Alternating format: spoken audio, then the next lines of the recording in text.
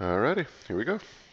This lesson is going to be looking at the concept of price elasticity of supply, and this is going to be the last thing we look at using elasticity. In general, all price elasticity of supply says is that instead of the consumers, if there's a change in price, what's the response of the producers going to be? All right, and so if the price of a product jumps up, can the producers uh, automatically supply a lot more? Are they limited by how much they can supply? And so that's what price elasticity of supply is looking at. And so just a real quick example, if we're in the middle of peach season, we grow a lot of peaches in Georgia, and the peach capital of the world, Johnston, South Carolina. If they're in the middle of peach season and the price of peaches spikes, if it doubles, can the peach growers supply a bunch more peaches? And the answer is no, because peach season's already there. Peach season's already growing. And so the only way to get more peaches would be to plant more trees, and that takes time. And so that's what we mean by the price elasticity of supply, or the sensitivity of suppliers to a change in price. How fast can they get us the product? All right. If bubble gum doubled in price, could they get us more relatively quickly? Probably so. They'll just produce more. And so there's differences that we're going to look at. And so we're going to look at what it is, how we calculate it. There's different ways to draw it. All right. We're going to look at the determinants of price elasticity of supply, and there's 4 of them. And then we're going to look at why primary commodities, and if you remember, primary commodities are things like the fruits and vegetables and oil and the raw materials. And so the primary commodities has a relatively low price elasticity, whereas manufactured goods have relatively high elasticity. So, and that'll be all for this video. All right. So let's go ahead and get started. Calculating the price elasticity of supply. This is the formula that we use. And so it just says the percent change in the quantity supplied, all right, instead of demanded, divided by the percent change in the price. And so this is our last of the 4 elasticities. So what I want you to remember is that this has stayed the same generally, percent change in quantity of something. All right, so for price elasticity of demand, it was percent change of, it was this, percent change of quantity demanded. For cross price elasticity, it was percent change in the quantity demanded of good X. For income elasticity, it was a percent change in the quantity demanded. And so for this one, it's percent change in the quantity. So that's at the top. So if you ever get lost when you're doing a test or anything, always remember percent change in quantity goes on the top and then price is on the bottom. So and that's what this is saying. So let's take, we'll just use peaches again for an example. Let's say that the price of peaches, well, this might be let's not use peaches because they might not be able to give us any more. How about iPhones? All right. If the price of an iPhone goes up, let's say it goes up 20%, how many more phones can they give us? How many more, what's going to be the increase in the quantity supplied? So let's say that the price of an iPhone goes up 20%, and they're able to give us 40% more. All right. What is the elasticity value of an iPhone? The price elasticity value of an iPhone. And so this was the price, and this was the quantity demanded. And so let me move this away because I wrote them kind of upside down there. And so the percent change in price, again, plug and chug, goes there. So that'd be 20, and the percent change in the quantity demand would be 40. And so the price elasticity of supply for an iPhone here would be 2. Now, the same values hold for price elasticity of demand and supply. So anything greater than 1 would be considered would be considered elastic supply, and anything less than 1 would be considered inelastic. All right. If the value is z, well, we'll get to it in a little bit. So you use the same terminology as you did for price elasticity of demand. So let's take another product. How about banjos? So if the price of a banjo goes up by, let's say, yeah, it goes up by 10%. So an increase in the price of a banjo by 10%, and let's say the quantity demanded, or I'm sorry, quantity supplied goes up by 5%, then we plug in the formula, plug in the numbers. We would say that the banjo has a price elasticity of supply of 0.5. And all this is saying is that if the price goes up, they wouldn't be able to supply a whole lot more when you're wanting it. All right. So this is how you calculate it. Again, real similar to the other three elasticities that we've done. And so now let's look at the specific graphs. All right. So we're going to look at an elastic supply, an inelastic supply, unit elastic, perfectly elastic, and perfectly inelastic. But before I do that, let me clear this off because I think this is going to be a little more effective way to demonstrate these. We'll draw these specific graphs in just a little bit, but do copy this one down. All right. So here's our quantity and our price. So if we're in the short run, I think this is a better graph. Let's say that this is the supply and this is immediate. All right. And so the price goes up. How much can you get me tomorrow? How much more can you get me tomorrow? And so let's say the price is here, and let's do 10 bucks. Sorry. So let's say the price is 10 bucks and they're supplying 100 of them. Let's say the price goes up to $14 of whatever this is. According to this, in the immediate term, right now, how much more can they get to us? And you would say, well, they can't get any more to us. All right. Now, what happens if we give them a little bit of time? Say like, oops, let me draw that a little different. We give them a little more time, like a month. All right. So this is the supply in the short run. So we give them a little bit more time. So the price is 10. And so now what happens? If we give them a month, can they give us more? And the answer is yes, because now they can ramp up production a little bit or pull what they had out of storage or whatever it is. And so we'd say that's the short run. Now, what if we say, what happens in the long run? What about over the course of a year? All right. And so what happens over the course of like a year, we'll just say short supply for the long run, is that now we can produce a lot more because now we can build new factories. All right. And one definition that you're going to need to know from here on out, when we talk about the long run, that means that all factors of production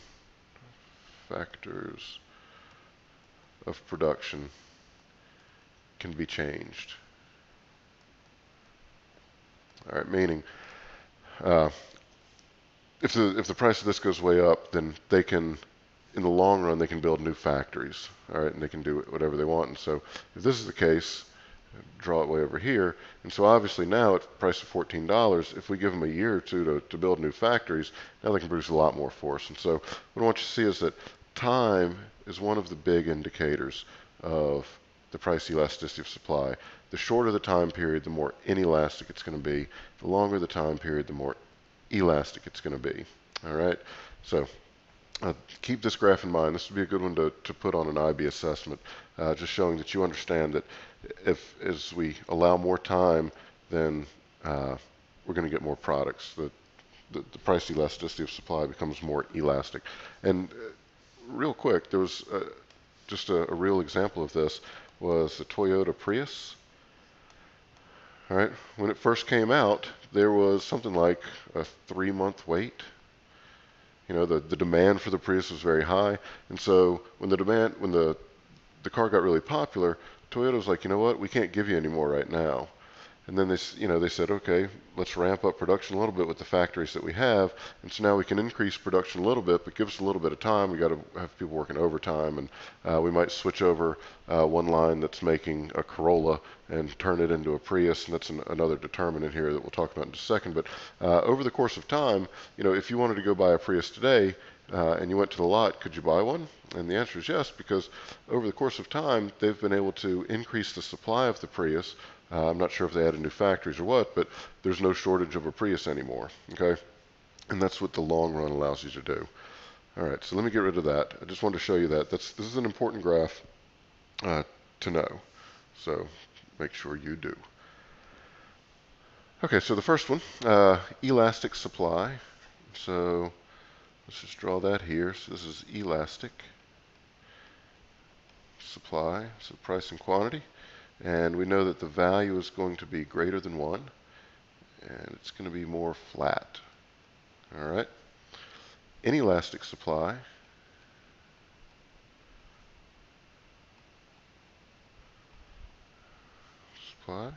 is going to look it's going to be more vertical. All right. Unit elastic supply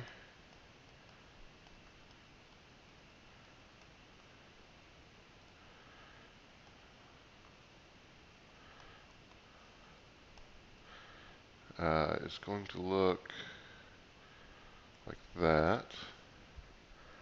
And this is the value of 1. Inelastic supply, remember, was something less than 1.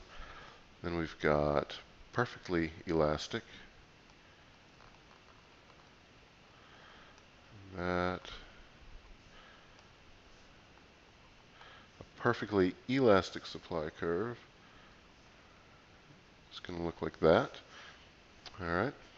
So any change in price, they're not going to supply anything. And a perfectly inelastic supply. Perfectly inelastic supply is going to look like so. All right. And that just says we can't get you any more. Regardless of the price, we can't get you any more. All right. And so this would have a coefficient of, 0. And this would have, again, coefficient of, it'd be infinite. All right. For the same reasons as the elasticity of demand. So these are the 5 graphs. I should be able to draw these out. Typically, a product's going to be, generally inelastic or generally elastic. We don't typically see many perfectly inelastic or perfectly elastic supply curves. So, all right, last little part, I think. Nope, 2 more parts. Explain the determinants of price elasticity of supply. So the first one is time, and we've already talked about this. The shorter the time period, shorter the time period,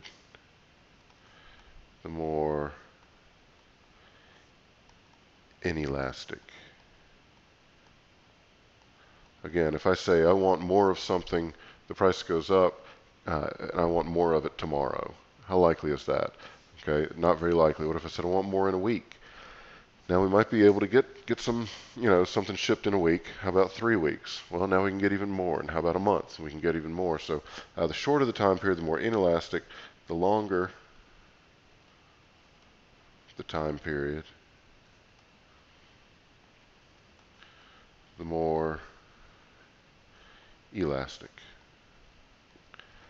So going back to the peaches, if we said, okay, we want more peaches, the price of peaches is very high, we can get you a lot more next year, and definitely a lot more in the years to come, because we can plant new trees and the trees will grow and we'll have more peaches. So time is a big one. All right, and that graph where we looked at it over here, this is the immediate, and this is the short run, and this is the long run. That graph goes with that. All right, mobility of the factors of production. What in the world do you think that means? Mobility of the factors of production.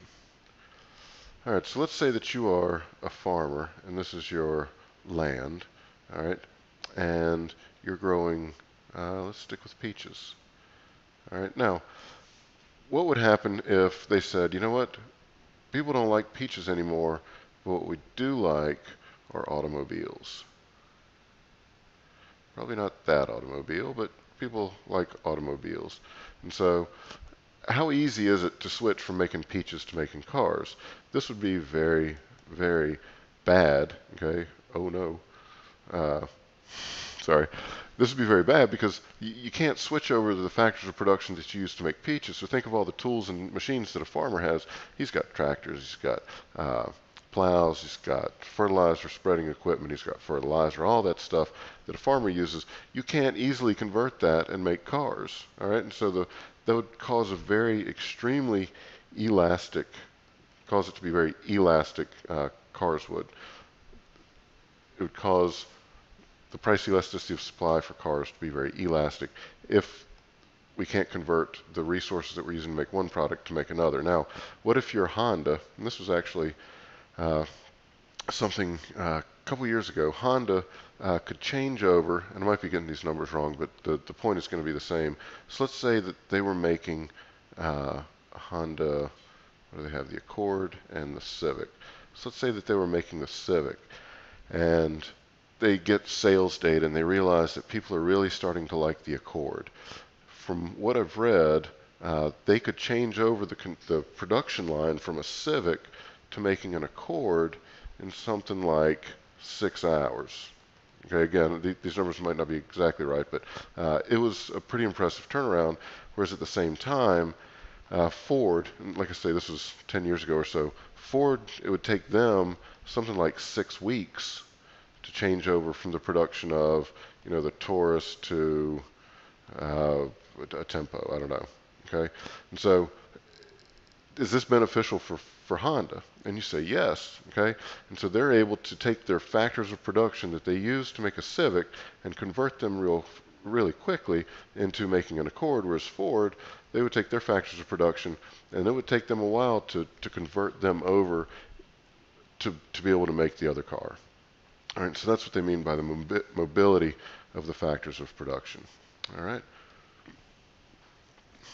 Now the next one is unused capacity. And so let's say that you're the BMW factory in Spartanburg. Actually, let's be more correct. How about Greer, South Carolina? This is where they make all the BMW SUVs. It's an excellent plant to go visit. It is truly incredible to see. So let's say that BMW, they churn out something like 300 SUVs per day in the 2 lines that we saw. Now, what if the demand for BMW SUV goes up, and so the price goes way up? All right, can BMW produce more? And so what we'd want to look at is, what if their plant capacity, because they run, I believe they run 24 hours a day. I might be wrong. It was 2 shifts. Can't remember, but let's say that they're running 18 hours a day and they're producing 300. If they run 24 hours a day, they can produce 350 cars. All right, and so this would be their maximum capacity. And so you'd look at BMW and say their unused capacity is only 50 cars, and so will they be able to meet a big increase in price? And you'd say in a limited way they'd be able to. And so if you have a factory that has, if they're at 100%, and the term is capacity utilization. If a firm is at 100% capacity utilization and the price of their product goes up, can they produce any more of the product? And the answer is no, because they're already at 100%. Now, this is in the short run. Remember, in the long run, they can build more factories. Okay, they can buy more capital equipment, all that stuff. So that's in the short run and long run. But in the immediate term, they can't meet it if they're at 100%. What if somebody's operating at 50% capacity and the price of their product goes up? Can they meet that? And the answer is yes, because they have all this extra labor and all this extra capital equipment that they can now employ and jack up production from 50% and go on up. And so that's what they mean by the amount of unused capacity. All right, and then finally, the last determinant is it storable? Can you store your product? And so if you are a peach farmer and you have ripe peaches, this is not very storable unless you sell it to somebody and they can it, or you sell it to some other company and they freeze it. But if you are the peach grower, peaches don't store. Okay, this is just a simple fact. And so this would be if unable to store or have inventory, the product is more inelastic. All right, but now imagine we were talking about iPhones the other day, not too long ago, a couple of minutes ago. If we're talking about an iPhone, can you store an iPhone? And the answer is yes. They might have this big building. I doubt they do, because businesses typically don't like to keep much in stock anymore. But anyway, let's say that this is the Apple building, all right, and they have a bunch of iPhones stored in here. And so if the price of an iPhone goes up, the price of iPhone increases, then can they put a lot more onto the market quickly? And so they would just go to the store, back a truck up, ship it to the store over here, the Apple store where we go, and we buy our stuff. All right, and so if it's storable, product is more elastic. All right. So hope that makes sense. So these are the 4 determinants of the price elasticity of supply. Time, which is one of the biggest ones. Mobility of the factors of production. Can you switch from producing one thing to producing another one relatively quickly? The amount of unused capacity in a country or in a manufacturing facility, and the ability to store what you produce. All right. Now the last one, I'll try and keep this kind of quick because I think it'll make a lot of sense. Explain why the price elasticity for primary commodities is relatively low and manufactured is relatively high. So when you think of primary commodities, again, we did this not too long ago in the other video. Primary commodity would be the raw materials. And so we could be talking agriculture. So agriculture. We could be talking mining. All right, and these would be the 2 big ones. And so let's say that you're a farmer and the price of your product goes up. Can you increase the amount of production of what you're growing? And the answer is no, because once you plant your fields, let's say this is something that's grown in the field. If this is halfway through the growing season, then if the price goes up, you can't just plant another field because you missed the growing season. You missed when to start it, and so you're kind of locked in, and so the price elasticity of supply would be extremely low. Think about mining, copper mining. All right, if the price of copper goes way up, is it really easy to go and dig out a lot more copper? And the answer is no. It takes a long time to go in there and physically pull it out, and so it's hard for the producers of raw materials to quickly get more of their product to market if there's an increase in the price. All right, again, this is more in the short run than in the long run, because in the long run, this farmer can get more fields, okay, and plant more of their product over here. And so in the long run, yes, they can give us more supply. But in the short run, the producers of raw materials can't meet that increase in price with an increase in quantity supplied. Now, manufactured products, not abbreviate there. So manufactured products, so this is low PES up here.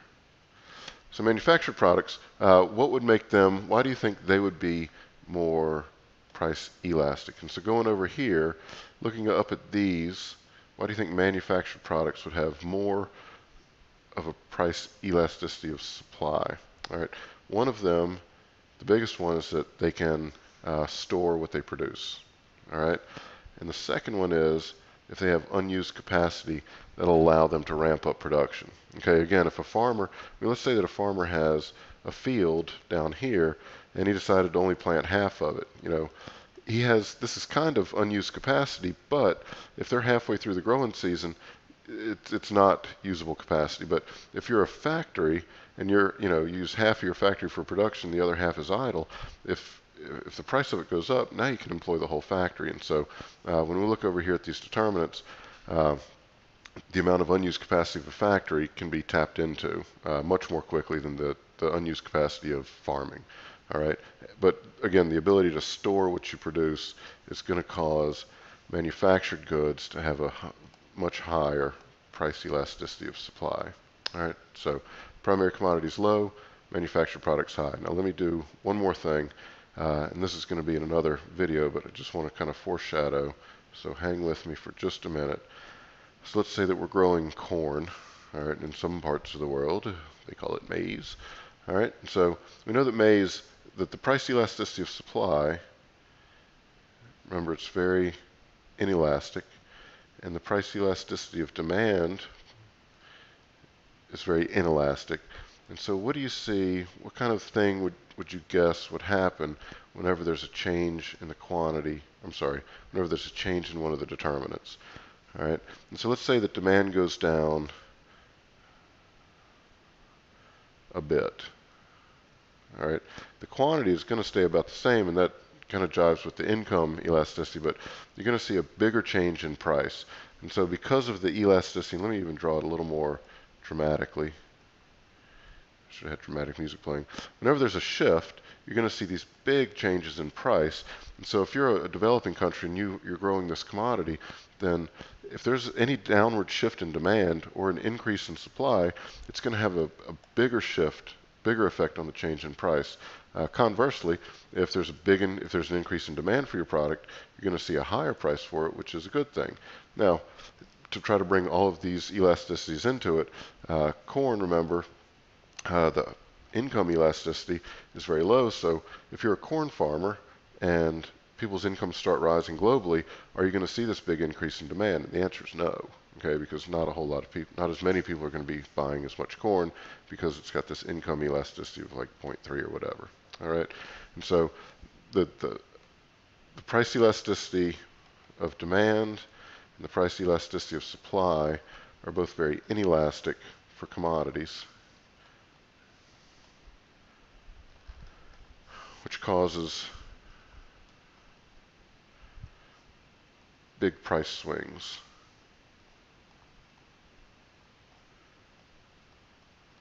Okay, which can be either good or bad, but anyway. So just wanted to show that to you and kind of foreshadow where we're going with it. So that's all for this one. Sorry about the length, but hope you got everything in. All right, till next time.